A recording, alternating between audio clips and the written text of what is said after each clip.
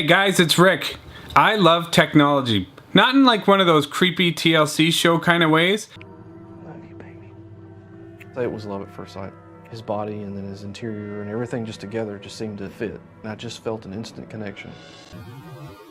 When I was a young lad, we didn't have anything. We didn't have cell phones, we didn't have internet, we didn't have shopping on Sundays even. When we wanted to have fun, we actually had to go outside and make fun, find our friends and go play with them. The world was a safer, more gentle place. Death stalks you at every turn! Grandpa?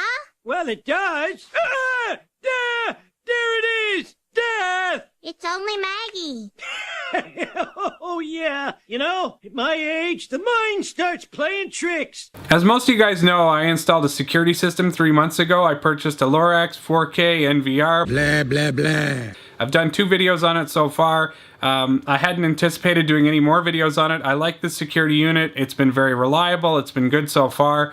I listed some of the pros and cons in the 2 videos of having it. So I think there's no debate. I actually like the product. I would recommend it to others who want to buy it. Just keep in mind some of the limitations that I showed in the video.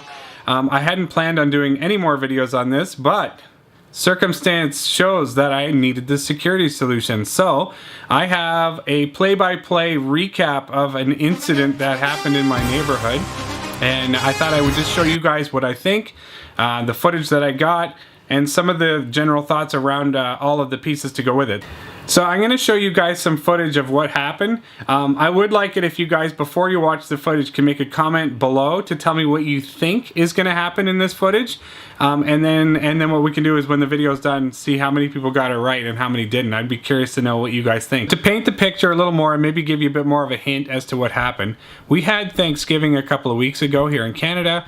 It was a busy weekend around the neighborhood. We had friends and family over personally. I know that a lot of our neighbors had friends and family over. So in general, the neighborhood was busier. More cars, more traffic, and more people went through the neighborhood. It went off without a hitch as far as we were concerned. Everyone had fun. And then the weekend finished and the Tuesday came around where everybody went back to work. All of a sudden we got a knock on the door from one of our neighbors, and the neighbor came to us and said, "Hey, did you guys hear anything over the weekend? We had friends and family over for dinner. When they came out, one of their cars had been damaged and they didn't know how it happened." So the neighbor asked us if maybe by chance our security system might have caught some of that. Now, if you guys are familiar with the video I posted, the last video I posted, I actually showed in distance how far the cameras get detail.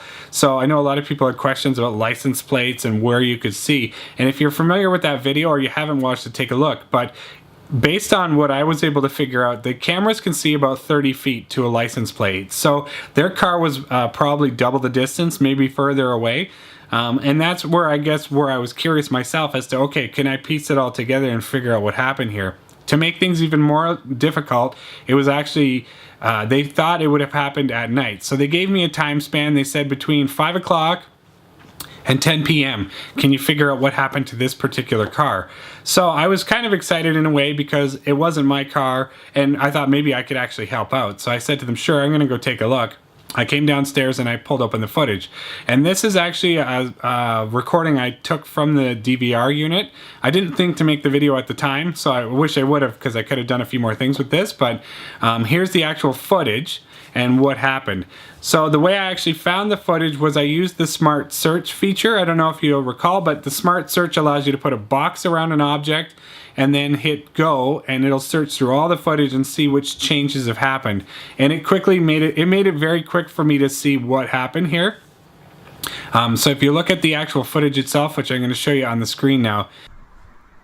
Alright, so here we go. Take a look at the footage. It's in black and white because it's nighttime. There's a timestamp on the right. That red circle is the car in question. It ended up being a blue Honda Civic. One of the downfalls of this video is because it's in black and white, because it's nighttime, you cannot tell the color of the car. The only way I knew that was to check the footage from earlier in the day, and they had pulled in before it became dark. So I was able to see that it was a blue car. Otherwise, I would have just thought it was a dark or black car. The other downfall to this footage was that because that car is so far away, it became a pixely blobbed mess when I tried to zoom in on it. You could not make out any details of that car from that distance. So that was a challenge as well. What did save this video was the audio. Obviously video came in handy, but the audio saved it. So if you pay attention here, you can tell that this person's actually having a difficult time getting out of their driveway, and they made a mistake right here.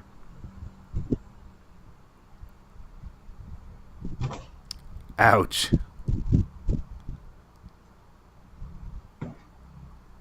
And then you can hear the pop. So the driver knew that they hit something, as far as I can tell. They pulled out very gently, took a stop, thought about it for a second, and then decided to keep going.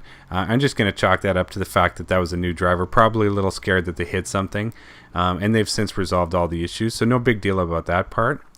The pros to this video was that the audio was fantastic. It really made the difference in being able to tell if that car hit the other car.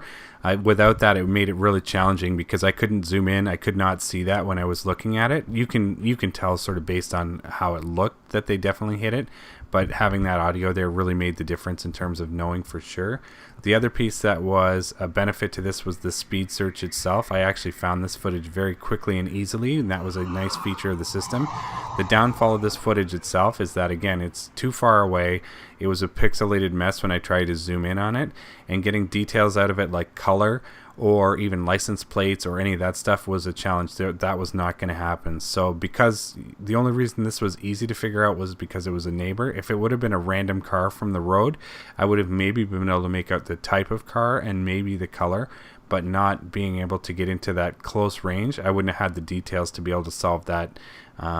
So that's sort of where it is in a nutshell. I'm glad everything got resolved quickly between everyone, and I'm glad that I had the footage to be able to at least see it, because before I didn't have anything at all. So this made it at least so we knew what happened, which was great. Otherwise it would have just remained an unsolved mystery. For this particular circumstance, what I decided to do was go to the neighbor who actually hit the other neighbor and see if they had a take on the situation. The car that actually hit the one car, I didn't recognize it so much, so I thought maybe it was somebody else. Maybe it could have been somebody in their family. And based on the actual shadow of the person going into the car, it didn't look like my neighbor so much. So I thought, you know what? I should take it to them first. This will help me get out of this situation, and they can deal with the other neighbor directly, and hopefully I can just walk away from it. So I took the footage on my cell phone. I was a little nervous, but I went over anyways. And I banged on the door. He answered the door, and I said, hey, listen, just so you know, I saw something on the cameras on Sunday. Our neighbor came and asked me if I could take a look because they had an accident out front of their house, and they were wondering if I had any information or I could find it on the camera, and I did. And I thought I should show you just to see what your thoughts were. So I pulled the video open, I showed it to him on the phone, and you could tell just from obviously from the video and the sound, which you guys have seen and heard, that something did happen.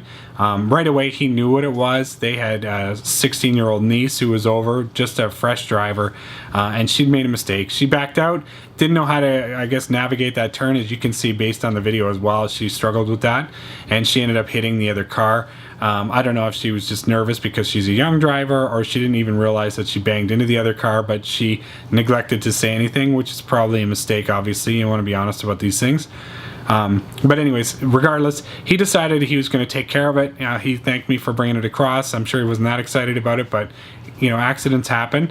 He crossed the street, went across and talked to them, and they dealt with it direct, and both neighbors have since said, you know, thanks, and they're working it out together. So at least that's been resolved. So I guess just from an overall wrap up of the video, I'm happy I was able to help. And in a way, I wasn't happy because I was actually hoping when it was all said and done that it was some random person who just banged into the car and that I would actually be of better help. Instead, it ended up being a neighbor, which made it really awkward. So I guess that's a situation you may face as a security homeowner. If you have security cameras and you actually do capture an event, it's going to pit you up against somebody. It could be somebody who breaks into your house. It could be a neighbor who does something wrong, and it creates a situation for you that you're going to have to deal with. So it's just a thought to keep in mind. It's almost in a way like when you don't know what happened and you never saw anything, it keeps you right out of the scene and picture altogether, versus this where I now became somebody who had to, you know, act and respond. And I think it's the only right way to do it.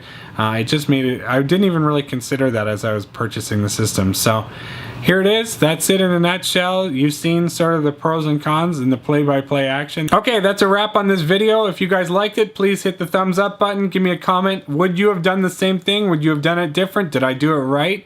What are your thoughts around that? And if you'd like to subscribe, that'd be great. Anyways, have a great day, and I'll see you guys in the next video. Cheers. Stop talking. Percent interest rate on all your credit card accounts. This is a limited time offer, and you must respond immediately. Okay. Press 1 now to speak to our qualification department. Let's press 1. Thank you for responding. Hello, how are you?